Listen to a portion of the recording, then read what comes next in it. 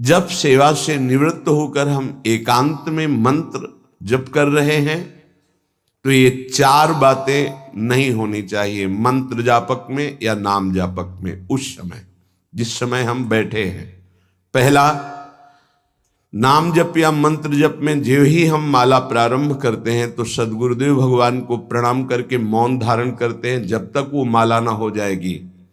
अत्यंत आवश्यक होने पर भी माला पूरी ही करनी है, तब बात करनी है मंत्र जाप में। ये नियम होना चाहिए।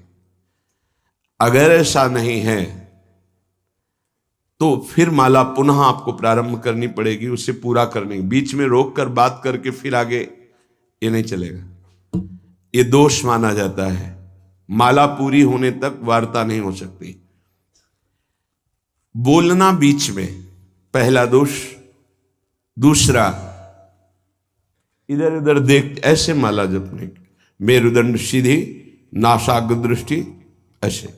जिसे नींद आने की संभावना है वो आंख मूंद के भजन करने मत बैठे। नहीं, कंबल या शाल ओढ़ा, आंख मूंछ ली तो माला छूट जाएगी और आपका समय व्यतीत हो जाएगा नींद में। ऐसा प्राय होता है। कठोर आसनों पे बैठ करके नींद ना आवे इसलिए नासाग्र दृष्टि रख के जप किया जाता है। उस मंत्र का ध्यान करते हुए आंख खुली हुई, बार बार पलक झपकना ऐसे ये नहीं, नासाग्र दृष्टि रखते हुए मंत्र जप करते हुए बोलना नहीं। जैसे 11 माला का नियम दिया है गुरु मंत्र का, तो जिनकी विशेष विशेष सेवाएं हैं, जब आपको समय मिले, जितना मिले अधिक से अधिक आप मंत्र जाप करें। जब आप आसन पे बैठकर मंत्र जाप कर रहे हैं तो बोलना नहीं है, माला पूरी होने पर ही बात करें अगर कोई अत्यंत आवश्यक है। दूसरा, इधर उधर गर्दन हिलाना, देखना, ये नहीं। मेरुदंड सीधी, आंख खुली हुई, आंख मूंद के नहीं जपना। एक महाभागवत की पत्नी निरंतर भगवदाकार वृत्ति में रहती थी, तो उनके पति जब पूजा में बैठते तो आंख मूंद करके बैठते ध्यानस्थ से। एक बार उन्होंने पूछा, प्रभु आपके आंख मूंदने और आंख खोलने में अंतर पड़ता है क्या? तो उनका पड़ता है। तो बोले आपकी पूजा अधूरी।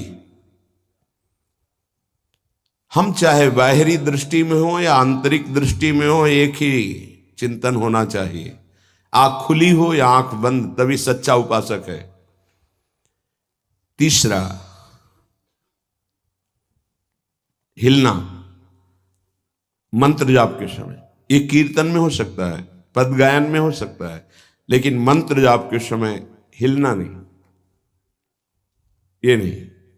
गर्दन घुमाना, बात करना। चौथा, हंसते हुए प्रपंच की वार्ता करना, हंसी मजाक चल रही, बोलना मतलब उत्तर देना। चौथे में जो हंसते हुए प्रपंच वार्ता करना। बैठे कुर्सी में 3 लोग, माला हाथ में, प्रपंच की वार्ता। अपमान कर रहे हो माला का, मंत्र का। आप क्या कर रहे हो? उपहास कर रहे हो। 4 लोग जा रहे हैं, माला सरक रहा है, बातचीत कर रहे, तो माला सरकाने से थोड़ी भगवत प्राप्ति होगी। जो माला की एक भी मन का नाम और मंत्र से खाली ना जाए, उसका चिंतन करते हुए, वो आंतरिक चिंतन को बढ़ाने के लिए माला है। माला सरकाने से थोड़ी भगवत प्राप्ति होती है। माला की मनका के सहारे से हम प्रत्येक मंत्र का चिंतन करके, उसका श्रवण करके, मनन करके तब फिर आगे बढ़ते हैं। ये थोड़ी कि जल्दी जल्दी। किसी किसी की माला को तो देखते हैं कि इतनी रफ्तार से कैसे चल सकती है। अगर हम केवल राधा नाम भी जपें तो इतनी रफ्तार से नहीं चल सकता, क्योंकि हमें लिखना है राधा राधा। फिर अष्टादशाक्षर मंत्र या द्वादशाक्षर मंत्र, फिर इन मंत्रों को तो कैसे आप इतनी जल्दी, कैसे बिना अक्षर मात्रा दर्शन के कैसे आप मन का सरका दिए? 11 माला बहुत होते हैं। अगर जिस पद्धति से कहते 11 माला कर लो तो बहुत जल्दी मानसिक सिद्धि प्राप्त हो जाए।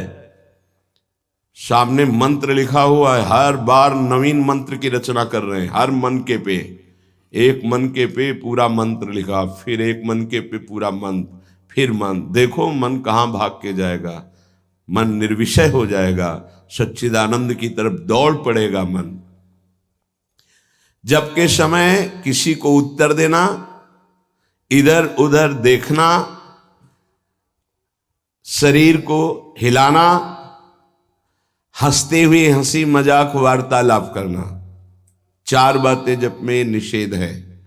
जब काले न भासेत नान्यानि प्रेक्षेत बुधा न कंपेत शिरोग्रीवाम दंता नैव प्रकाशयेत।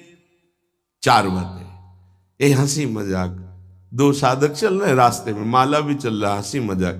तुम्हारे पास समय कैसे, तुम्हारा माला कैसे चल रहा है, तुम वार्ता कर रहे हो, हंसी मजाक कर रहे हो, ऐसा नहीं, इतने सिद्ध नहीं हो गए हो। जो शास्त्र जब काले न भाषेत नान्यानि प्रेक्षित बुधा न कंपेत शिरोग्रीवाम दंतान नैव प्रकाशित।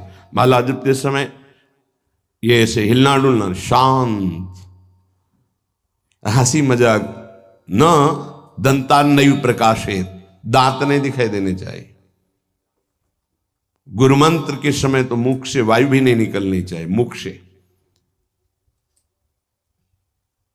बस ये स्थिति, थोड़ा दांतों के बीच में जगह है, जिह्वा का अग्रभाग ऊपर के दांत के जोड़ पे है, हल्की सी नाक की श्वास से मंत्र का उच्चारण है, उसी का श्रवण है, और नेत्रों से दृष्टि में हम देख रहे हैं। भगवदाकार मंत्राकार वृत्ति करनी है। प्रभु के मंगलमय नाम उच्चारण करने से करोड़ करोड़ जन्मों के पापों का नाश होता है, ऐसा शास्त्र और ब्रह्म ऋषियों ने निश्चय किया है। भगवान का नाम उत्तम श्लोक है, पवित्र कीर्ति है। जो नाम जप करता है वो पवित्र कीर्ति वाला हो जाता है, वो उत्तम श्लोक भगवान को प्राप्त कर लेता है, भगवत स्वरूप हो जाता है। इस मार्ग में चलने वाले उपासक से, चाहे वो ज्ञान मार्ग का हो या भक्ति मार्ग का हो, कोई पाप बन जाए तो शास्त्रोक्त प्रायश्चित करने की आवश्यकता नहीं है। जैसे कृच्छ व्रत, चंद्रायण व्रत, बड़े बड़े कठोर व्रत पापों का प्रायश्चित करने के लिए हैं, वो केवल नाम जप, नाम कीर्तन अपना बढ़ावे, उसी से सारे प्रायश्चित हो जाएंगे। जप करने वाले को अन्य प्रायश्चित करने की आवश्यकता नहीं है। जब तक अनंत जन्मों के हमारे पाप हैं, तब तक हमारी नाम में रुचि नहीं होती। ये बहुत ध्यान देने का विषय है कि जब नाम की इतनी महिमा है तो सब लोग नाम में क्यों नहीं लगते? बोले इसलिए नहीं लगते कि इतने पाप हैं कि नाम की तरफ रुचि ही नहीं हो सकती। जैसे कोई कहे कि चीनी चीनी चीनी कहने से तो क्या मुंह में मिठास आ जाएगी क्या? भोजन भोजन भोजन करने से क्या पेट भर जाएगा क्या? तो ऐसे ही कृष्ण कृष्ण राम राम राधा राधा करने से क्या राधा मिल जाएंगे क्या? बड़े तर्क होते हैं ना दिमाग में। वो जड़ वस्तु है, वो न पहले थी न बाद में रहेगी, बीच में भी उसकी सत्ता नहीं है। नासतो विद्यते भाव। और जो भगवान को अधीन कर ले, भगवान से भी महान, जिसकी महिमा स्वयं भगवान नहीं वर्णन कर सकते। कहूं कहां लगी नाम बड़ाई, राम न सके नाम गुण गाई। वो इन भौतिक पदार्थों के नाम जैसा नहीं है, वो सच्चिदानंद है। स्वप्रधानमेव पुरुषोत्तम कीर्तनम पाप प्रध्वंसन हेतु। जो भगवान पुरुषोत्तम का नाम कीर्तन करता है, उसे अन्य साधन करे या न करे, प्रधान साधन नाम जप या नाम कीर्तन उसके सर्वस्व पाप का नाश कर देता है। किसी दूसरे प्रायश्चित के स्पर्श की भी आवश्यकता नहीं है। केवलमेव हरि कीर्तनम कृष्ण पापक्ष हेतु नान्य समुचितम नतरा मन्यांग भूतम।